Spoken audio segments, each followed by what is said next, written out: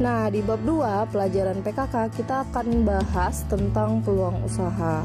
Peluang usaha itu terdiri dari dua kata. Yang pertama yaitu peluang, artinya adalah kesempatan, sedangkan usaha adalah upaya untuk mencapai tujuan yang diinginkan. Nah, sederhananya peluang usaha itu merupakan suatu kesempatan yang dimiliki oleh seseorang untuk mencapai tujuan yang ingin dicapai. Nah, dengan menggunakan sumber daya yang dimiliki. Nah, terdapat beberapa ciri-ciri peluang usaha yang baik diantaranya. Yang pertama yaitu bersifat orisinil, jadi tidak menjiplak atau mengambil karya orang lain. Terus yang kedua, harus dapat mengantisipasi perubahan persaingan dan kebutuhan pasar. Jadi harus lihat-lihat kira-kira ke depannya usaha yang dia jalanin itu gimana pangsa pasarnya dan persaingan di masyarakat itu gimana. Kemudian yang ketiga, sesuai dengan minat. Yang keempat, tingkat kelayakan usaha teruji. Yang kelima, bersifat ide kreatif. Yang keenam, ada keyakinan untuk mewujudkan. Dan yang ketujuh, ada rasa senang saat menjalankan. Jadi percuma dong kalau ngejalanin tapi nggak senang, ya enggak? Oke, kita lanjut ke analisis peluang usaha. Nah, di analisis peluang usaha di sini seorang wirausaha harus dapat berpikir secara positif dan kreatif. Nah, di antaranya yang pertama, percaya dan yakin bahwa usaha tersebut dapat dilaksanakan. Nah, jadi harus percaya dan yakin di diri sendiri kalau usaha yang dia jalanin bisa dia jalanin, dia laksanakan. Terus yang kedua, mau menerima gagasan atau ide-ide baru. Jadi terbuka.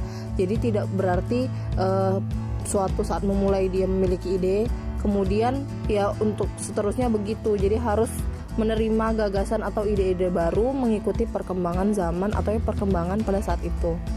Kemudian yang ketiga yaitu memiliki semangat kerja yang tinggi. Yang keempat, mampu berkomunikasi dengan baik. Dan yang kelima, bertanya pada diri sendiri. Maksudnya di sini ya seperti introspeksi diri. Kira-kira hal-hal yang dilakukan pada saat melakukan usaha itu sudah baik atau belum, sudah maksimal atau belum. Terus yang keenam yaitu mau mendengarkan saran orang lain.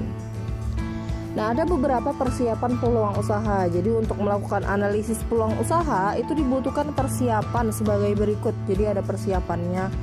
Yang pertama yaitu meneliti luas usaha yang dipilih. Terus yang kedua yaitu bentuk usahanya. Terus yang ketiga, jenis usaha yang ditekuni itu seperti apa. Yang keempat, mengenal informasi usaha yang diterima. Dan yang kelima, memiliki peta peluang usaha yang menguntungkan. Jadi sebelum kita membuka usaha itu ada beberapa persiapan untuk menganalisis kira-kira peluang usaha yang akan kita jalanin itu seperti apa sih. Oke, selanjutnya ada tujuan analisis peluang usaha. Jadi secara umum tujuan analisis ini itu untuk mengetahui gimana sih usaha tersebut layak dikerjakan atau enggak, jadi worth it atau enggak sih. Nah, jadi ada beberapa yang harus dicermati dan harus kita perhatikan. Di antaranya yaitu tujuan analisis peluang usaha. Yang pertama, untuk menemukan peluang usaha. Yang kedua, untuk menemukan potensi usaha. Jadi peluangnya, potensinya, keuntungan ruginya itu harus diperhitungkan.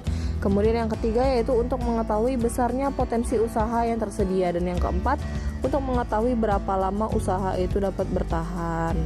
Nah, untuk kita mensiasati keberhasilan dan kegagalan sebuah wirausaha itu ada beberapa faktornya. Kayak faktor-faktor yang menyebabkan keberhasilan wirausaha itu ada 4. Yang pertama bisa jadi faktor manusia, dari kepribadiannya atau karakter orang. Itu bisa menunjang berhasil atau enggaknya suatu usaha.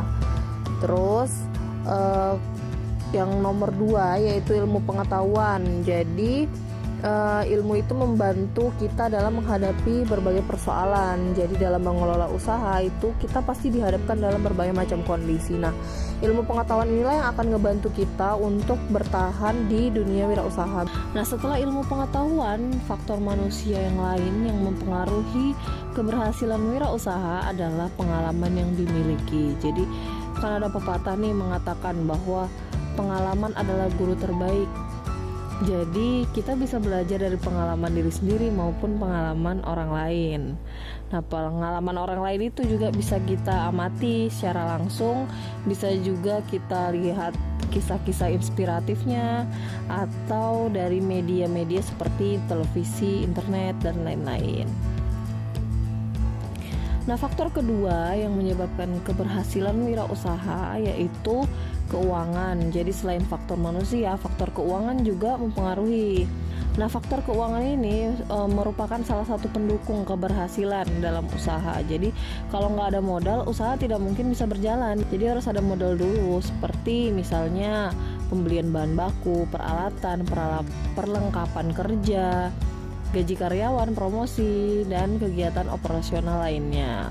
Uang memang bukan segalanya, tapi segalanya membutuhkan uang. Yang ketiga yaitu perencanaan. Nah, perencanaan yang matang sangat dibutuhkan untuk menunjang keberhasilan usaha. Biar usaha yang kita jalani itu bisa lebih terarah dan tidak asal berjalan gitu aja gitu.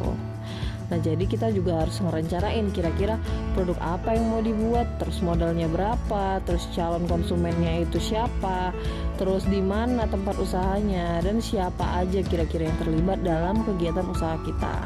Nah, yang terakhir yaitu pemasaran. Nah, jadi pemasaran produk itu juga faktor yang penting dalam keberhasilan wirausaha. Jadi sebagus apapun produk, kalau nggak mampu memasarkan, ya produknya nggak dapat dijangkau konsumen.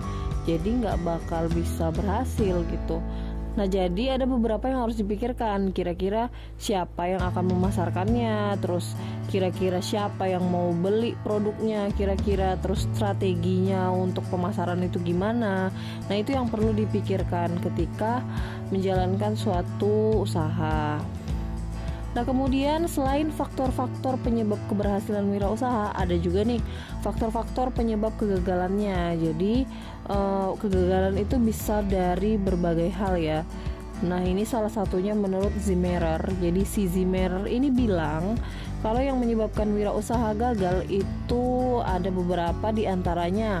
Yang pertama yaitu tidak kompeten dalam manajerial, terus kurang berpengalaman, terus juga tidak bisa mengelola keuangan, lokasi yang kurang mendukung, gagal dalam perencanaan, sikap yang kurang bersungguh-sungguh, ketidakmampuan dalam melakukan peralihan atau transisi kewirausahaan, dan kurang pengawasan peralatan. Jadi kesimpulannya bisa kita ambil ya, jadi untuk biar usahanya berhasil itu kita harus emang benar-benar sungguh-sungguh, niat, direncanain semuanya, dipikirkan analisisnya bagaimana, jadi nggak asal berjalan gitu aja.